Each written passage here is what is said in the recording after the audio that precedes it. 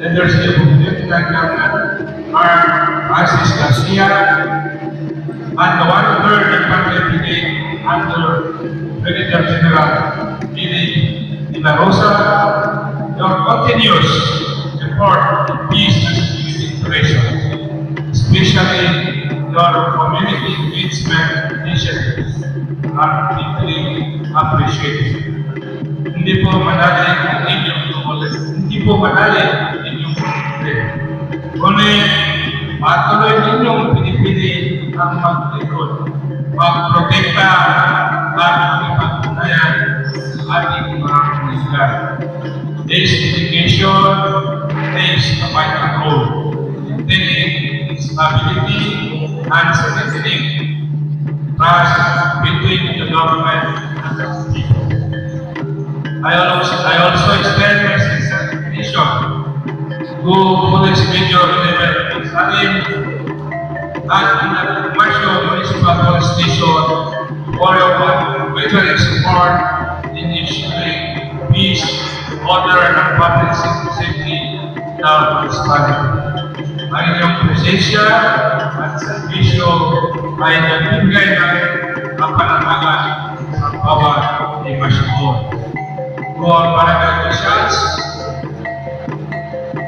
community leaders, and residents, maraming salamat po sa inyong cooperation at pag-iisa sa programang ito.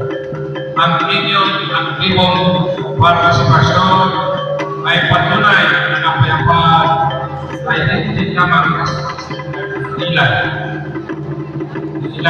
kundi ang buong komunidad. We also give the deepest appreciation to all sectors working together for peace and justice. To our partners from the Armed Forces of Defense, National Police, our ready-based leaders, civil society groups, and every Mashigon who continues to support peace and order initiatives.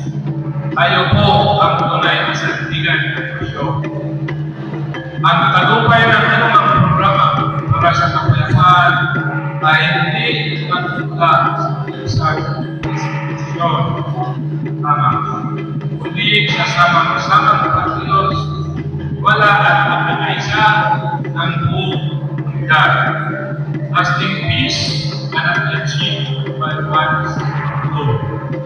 Hindi naman gobyerno, kapulisan ang may responsibilidad dito. Lahat tayo ay may papel na ginagawa para mapanatili ang kalisan at seguridad ng ating bayan. As your municipal mayor, I assure everyone that the NGO Masyo will continue to support programs and initiatives that strengthen peace building, trust and cooperation between the community and our society forces. Kung tayo ay mananatiling natin isa, mas makapanatili natin ang isang sitas, maayos at progresibong Masyo para sa susunod na generasyon. Then, this activity serve as a reminder that real peace begins with trust, dialogue, and cooperation. Patuloy tayo magtutulungan para sa mas ligtas at mas mapayapang komunidad. Again, thank you very much for your presence and support in Allah subhanahu wa ta'ala continued guidance.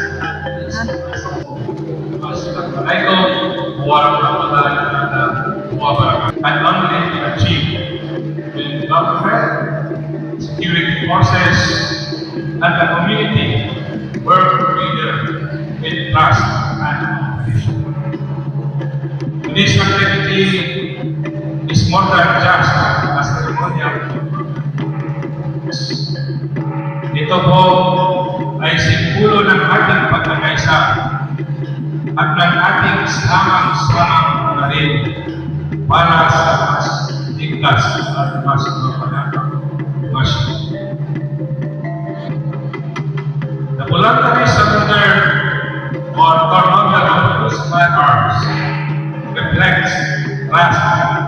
of people, the local government unit, at RCEP at sa mga nag-usang loob at other local arms. Maraming salamat po. Ang inyong ginawa ay hindi lamang simpleng pagsunod sa batas, kundi isang mahalagang hakbang tungo sa mas ligtas at mas mapayapang komunidad. Pinapakita ninyo ang mas pinili natin ang pagkakaisa, respeto at kapayapaan para sa kapakanan. Ang inyong session ay nagpapakita ng responsibilidad at malasakit ang masyo. Kaya next time, i-upgrade natin yan.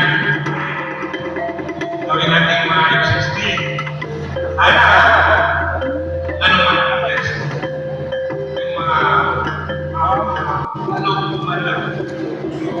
Para wala tayo. May mga mga silang mahigit sa balik.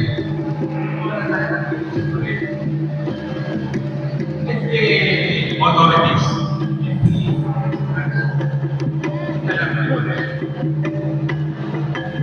Bawat ang pinagdaling isinog, mas mapapalakas natin ang tiwala ng isa't isa at mas mapapanatili natin ang ayusan at seguridad ng ating komunidad. Ito ay panulat ng malinaw ang tunay ang mga nagmasyo at nag-isa para sa ng lahat. Naway magsilbing inspirasyon at pagpito upang mas lalo natin pagtibayin ang ating pagtutulungan bilang isang komunidad. Kung tayo ay mananatiling nagkakaisa at tuwang, makakamit natin isang mas tahimik, mas taas at mas progressive masyo para sa kasalukuyan at sa susunod na henerasyon. On behalf of the local government unit of Masyo, I would like to sincerely thank the 15th Battalion